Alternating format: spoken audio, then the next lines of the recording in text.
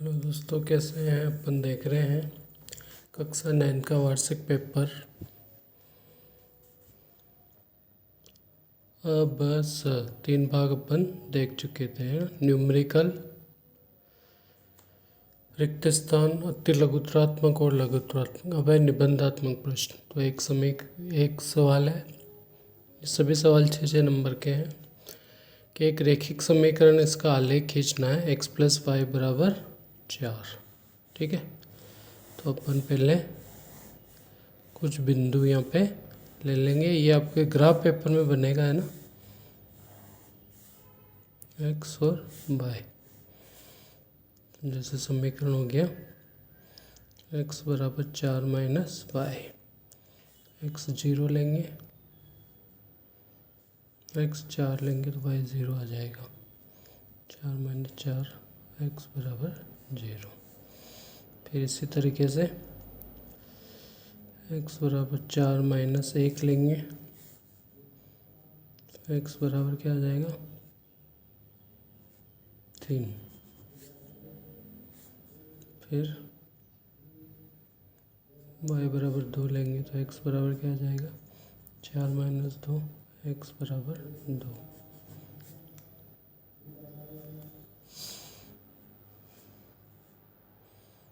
दो तो ये भी 2। y बराबर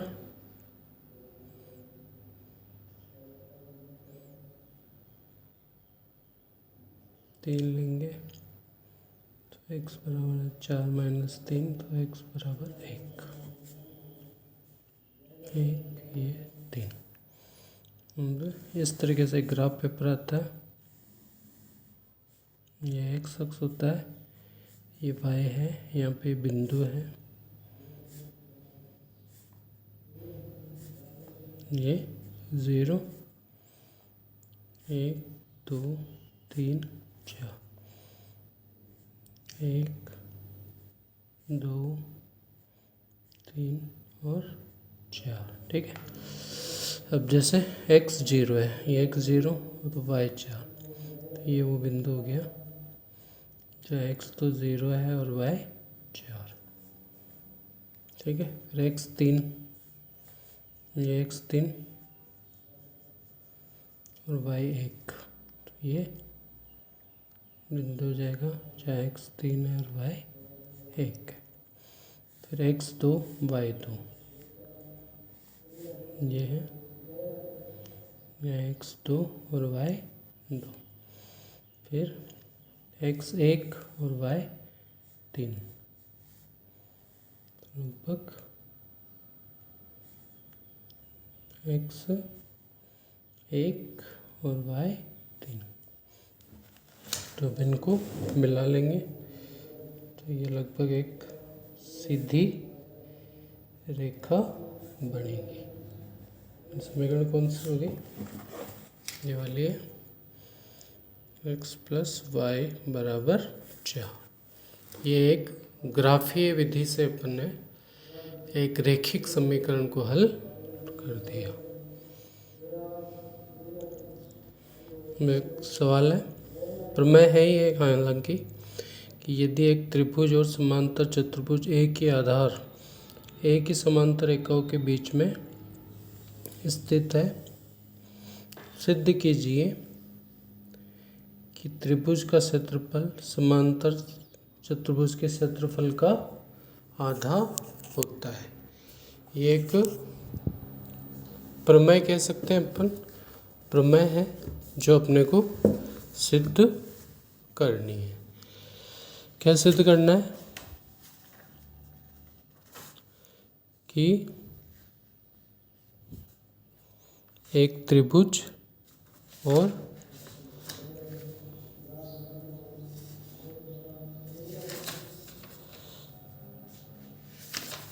त्रिभुज जो है वो और एक समांतर चतुर्भुज है, ये एक ही आधार पर स्थित है।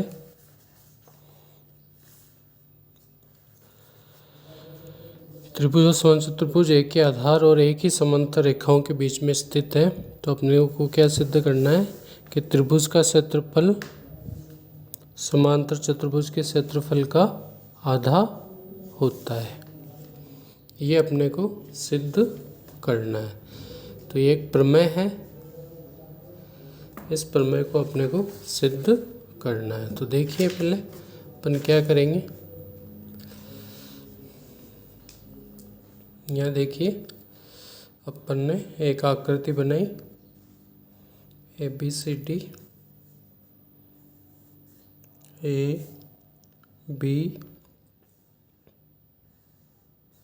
C और D। ABCD क्या है? एक समांतर चतुर्भुज। अब एक त्रिभुज भी बनाना अपने को, तो इनके कुछ आगे एक बिंदु अपन ने ले लिया P,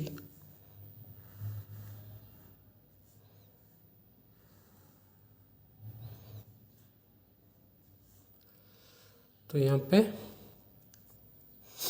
त्रिभुज तो हो गया ABP और समांतर चतुर्भुज हो गया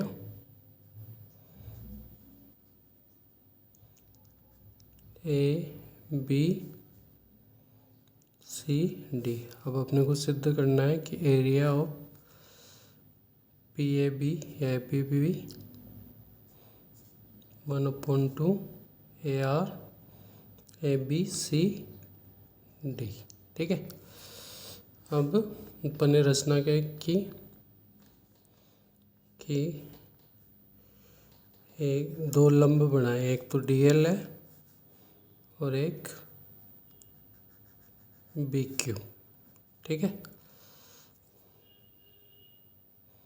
AP के समांतर ये दो रेखाएं खींची, AP के समांतर DL व BQ दो रेखाएं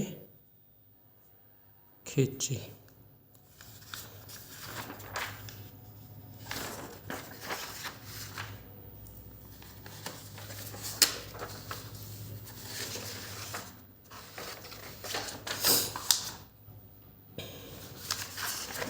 ठीक है। ये अपन ने दो रेखाएं खींच दी। अब देखें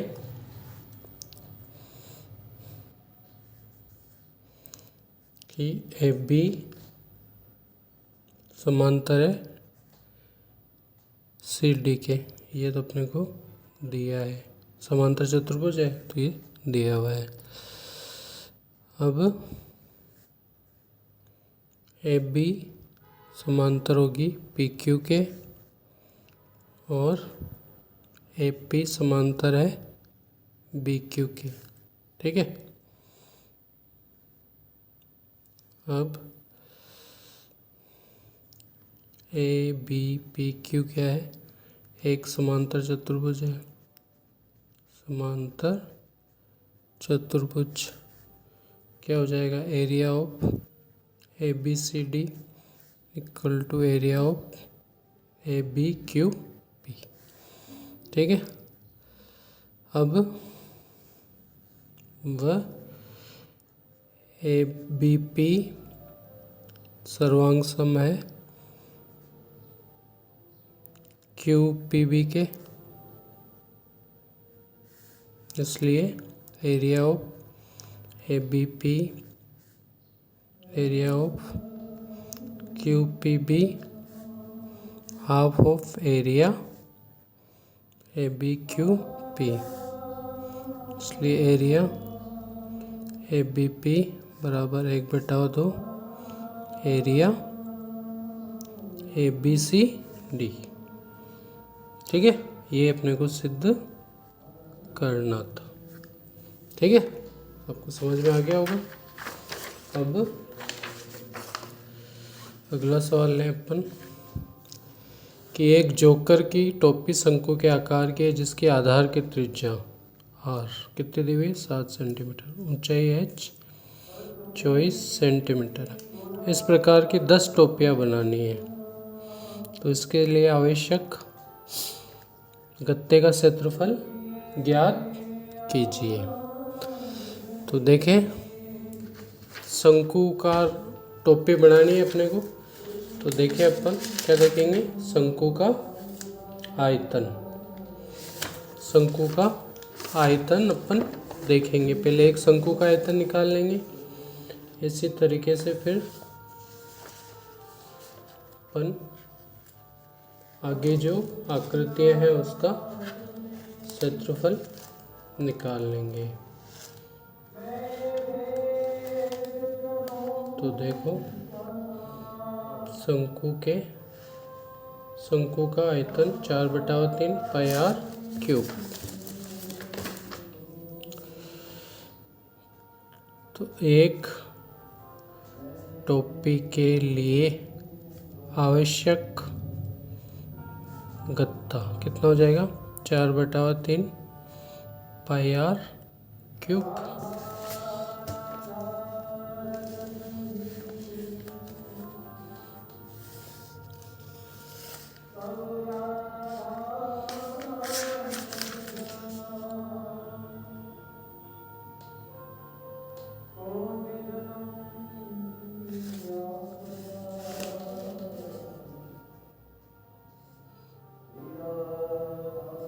एक बटा 3 पाई आर स्क्वायर एच, ये होता है शंकु का आयतन। तो 1/3 22/7, आर कितना है 7, 7 × 7 × 24, ये एक के लिए हो गया। तो 10 के लिए 10 × 1/2 22/7 × 7 × 7 × 24, 7 से 7 कट जाएंगे, 2 से ही कट जाएगा 11 बार, 11×7 = 77 × 240। अब इसका गुणा कर देंगे।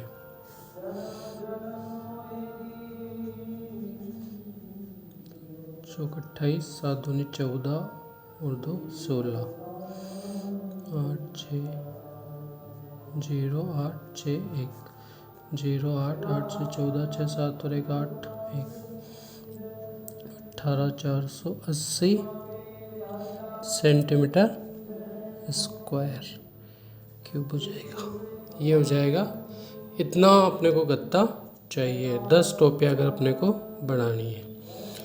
अब ये कह रहा है एक कमरे की लंबाई चौड़ाई ये है, चारों दीवार और सत्र का सफ़ेदी कराने का व्यय 7.5 रुपये से। तो कुल भाग क्या हो जाएगा, चारों दीवारों का क्षेत्रफल प्लस छत का क्षेत्रफल, चारों दीवारों का क्या हो जाएगा 2 × ऊंचाई लंबाई प्लस चौड़ाई, और छत का क्या हो जाएगा लंबाई × चौड़ाई। तो 2 × ऊंचाई कितनी है 3, लंबाई चौड़ाई, इस लंबाई × चौड़ाई 6 × 30 प्लस 5 × 30,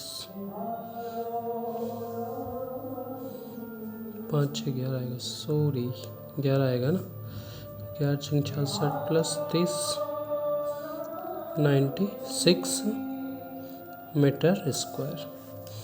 अब 1 वर्ग मीटर का व्यय कितना है 7.5 रुपये, इसलिए 96 मीटर का व्यय कितना हो जाएगा 7.50 × 96, जीरो कट जाएगा, इसको मल्टीप्लाई कर देंगे, 5 × 30 9 × 45 और 3 48, 7 × 42, 7 9 63 63 और 4 67, 0 8 2 10, 7 4 11 12 4 1 7 72 110, 721 रुपये आ जाएंगे। ये हो गया कुल खर्च। अभी कह रहा है निम्न आंकड़ों का बहुलक ज्ञात कीजिए। तो बहुलक क्या होता है, जो अंक सबसे ज़्यादा अधिक बार आ रहा है, जैसे यहाँ पे 14 कितनी बार आ रहा है 4 बार, 14 आ रहा है 4 बार, 17 कितनी बार आ रहा है 1 बार, 18 2 बार, 3 बार है ना, फिर 22 एक बार, 23 एक बार, 25 एक बार, 28 एक बार। सबसे अधिक कौन आ रहा है? 14 4 बार। तो बहुलक क्या हो जाएगा? बहुलक 14, जिसकी बारंबारता सबसे अधिक होगी वही आंसर होगा। अब ये इनमें लास्ट सवाल है, इनमें क्या निकालना अपने को? माध्य निकालना है। एक सही है, ये एफ इनका गुणा कर देंगे। 16 48 बार 8 48, फिर 8 48, 7 42, 8 32, 29 27, 10,000। 1 2 3 सिग्मा एफ एक्स आई। 8 8 16, 8 3 24, 24 और 2 26, 26 2 28, 28 और 2 30 और 5 35, 35 का 5 लाई 3, 3 और 1 4, 4 2 6, 6 3 9, 9 4 13, 13 और 4 17, 17 और 5 22, 22 और 4 26 और 4 30। इनका योग कर लेंगे। 6 2 8, 8 और 8 16, 16 और 4 20, 20 और 3 23, 23 और 6 29, 29 और 1 30, 30 को 0, 30 का 0, 6 2 8, 8 8 16, 16 और 10, 16 और 10 26, 26 29 और 30, 30 को 0 हंसलाई 3, 3 और 3 6। तो सिग्मा एफ, तो माध्य बराबर क्या हो जाएगा? सिग्मा एफ, या एन भी बोल सकते हैं इसको। 1 2 3 60, 6 5 30, फिर ये हो जाएगा 6 8 48, 48 का 8 हंसलाई 2, 6 3 18, ये क्या हो जाएगा? माध्य। इस तरीके से अपन ने कक्षा 9 का जो 22-23 का पेपर था वो पूरा देख लिया है। इसमें आपको कोई समस्या हो तो मुझे बताएं। बाकी के जो सवाल हैं उनका जो भाग है, भाग 1 2 3, वो मैं सब्सक्रिप्शन में इसमें उसका लिंक डाल दूँगा। अब अपन आगे देखेंगे कक्षा 8 और कक्षा 10 के जो पिछले सालों के पेपर है वो देखेंगे। आपका कोई सुझाव हो तो मुझे ज़रूर बताएं। मेरा चैनल सब्सक्राइब करें, लाइक करें, शेयर करें। धन्यवाद।